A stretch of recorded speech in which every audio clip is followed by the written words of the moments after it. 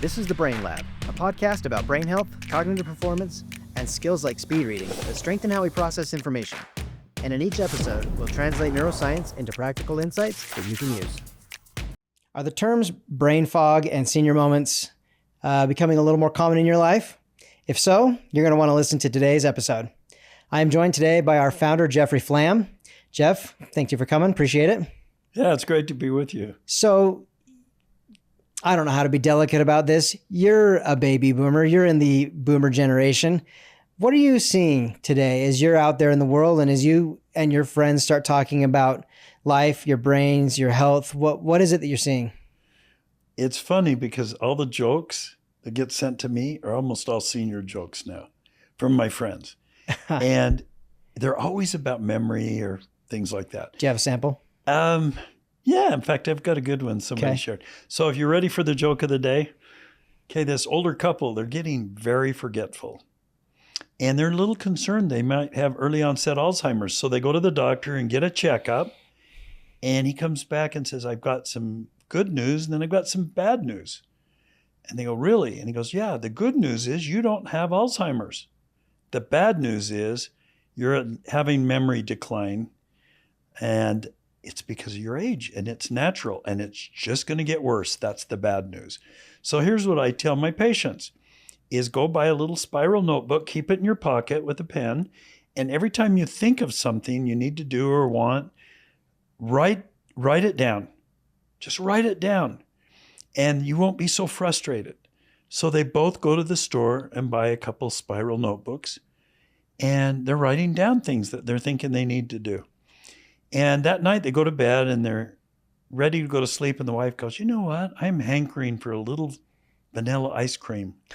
Husband said, really? I'll get you some. She said, really? You'll go get me some? He goes, yeah, I'll go get you some.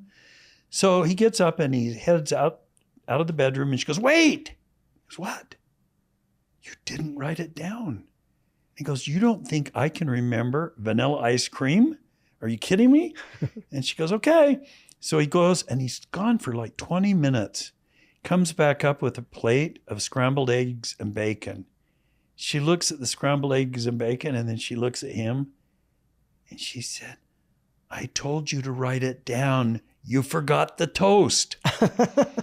So anyway, I hear jokes like that all the time. Right. And they're very relatable. Yeah. And I notice at times, especially with names, people's names, if I don't use them a lot, I forget them.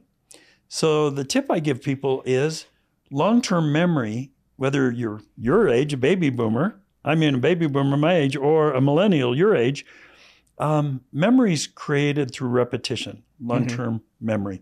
So you've got to repeat something at least 3 times to remember it. So when you're meeting somebody the first time, you've got to say their name at least 3 times as you're talking to them. If you do, you'll remember their name. If you don't, probably you'll forget it.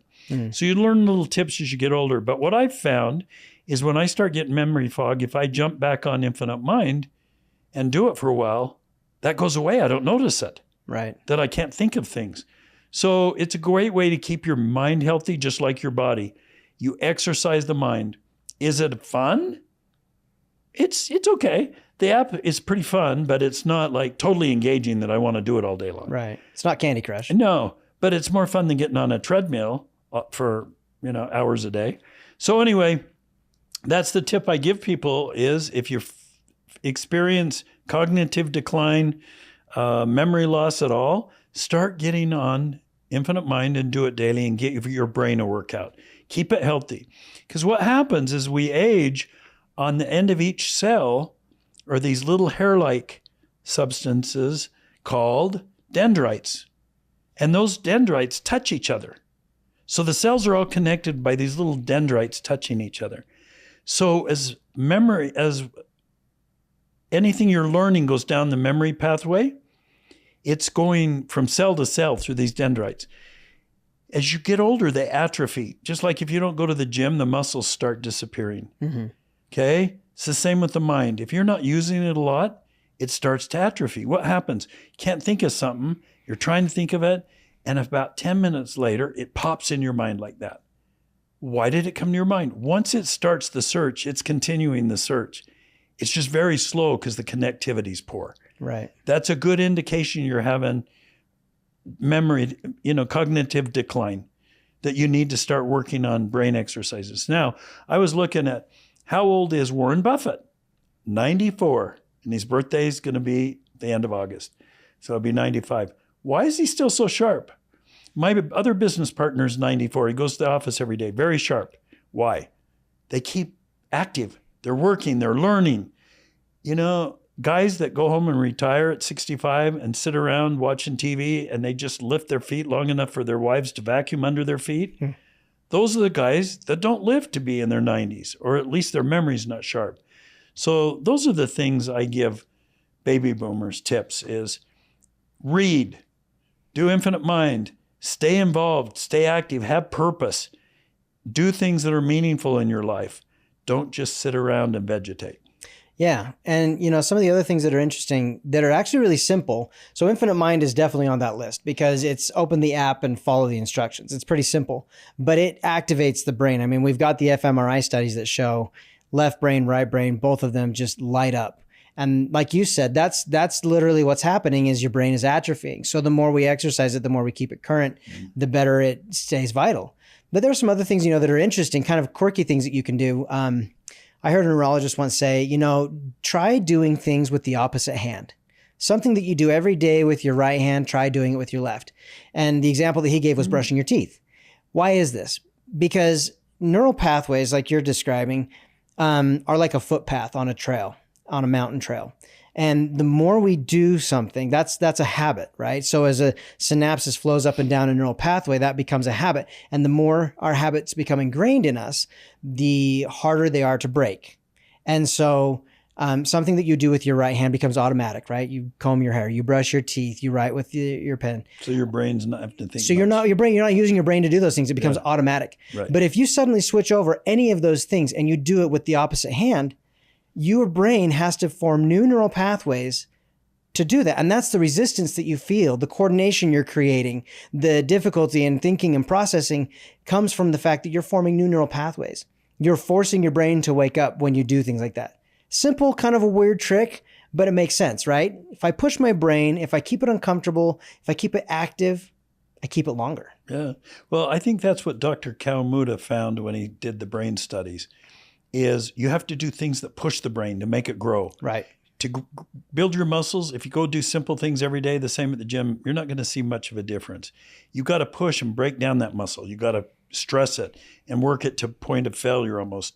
And then it builds. It's the same with the brain. So in the Infinite Mind program, it goes slow and then really fast and then medium. When it goes really fast, you can't keep up with it. When it drops down to medium, you usually can. So it pushes you a little further every time you do it, and it tracks your progress. So every time you go in and take a reading test and it tests your speed, it starts out at that speed and then goes, double and then half, whatever. So it'll go slow, fast, medium based on the speed you're starting that day. And we've talked a lot about this as far as how that applies to students and younger kids. But I think it is worth taking a minute to recognize that the power that this can have for people as they're aging, for seniors. Because as we lose connectivity in our brain tissue and as we begin to lose memory and things like that start to struggle, it starts small and simple, and they're almost so small and simple, you don't recognize them when they first start. But as they progress, you begin to lose yourself. You begin to lose your identity. And, I was talking to someone once and he was of your generation. And he asked what I do for work. I said, well, I work for a speed reading and brain training mobile app. It's amazing. You ought to try it sometime. He said, I'm not good with technology. I'm not going to try it. And it was probably a little too sassy, but I said, well, what do you have to lose? He said, well, I'm just not good with phones. And I said, I can teach you how to do it right now. And if you spend 7 minutes a day, you might get to keep more of your brain for longer. And it made him pause for a second. And he looked at me and he goes, okay. And he pulled his phone out and we looked at it. And it's because the trade-off is so small, right? I mean, our identity, our vitality, our happiness, being tied into something as pivotal as our brain makes sense, of course. But the small, simple things that we can do to make bigger differences add up over time. 7 minutes every day of something like Infinite Mind, yes, it's exercise. 7 minutes of exercise. If you're retired, you're probably watching at least 7 minutes of the news that you shouldn't be watching anyways because it's depressing, right? So it's like, okay, am I going to watch the news or am I going to take 7 minutes of my life and improve my brain and my health? It's a simple trade-off when you think of it in those terms. Yeah, perfect. Well, that's why we built the program where it has instructions written and audio. So of each exercise, it says, here's what you're going to do, here's why. It tells you that. But once you've done it a few times, you just push start the exercise. Yep. You skip all those instructions, but they're there to make it simple so that anyone from second grade all the way to death, as long as they can still read, it will help them. Right. Yeah. So if you're retired and you're watching the news, put down the remote, pick up your phone, and use Infinite Mind 7 minutes a day. It'll change your life. I use it regularly and it works for me. So try it. Thanks for listening to The Brain Lab. If you're interested in putting today's science into practice, you can explore more at Infinite Mind. Until next time, keep training your brain.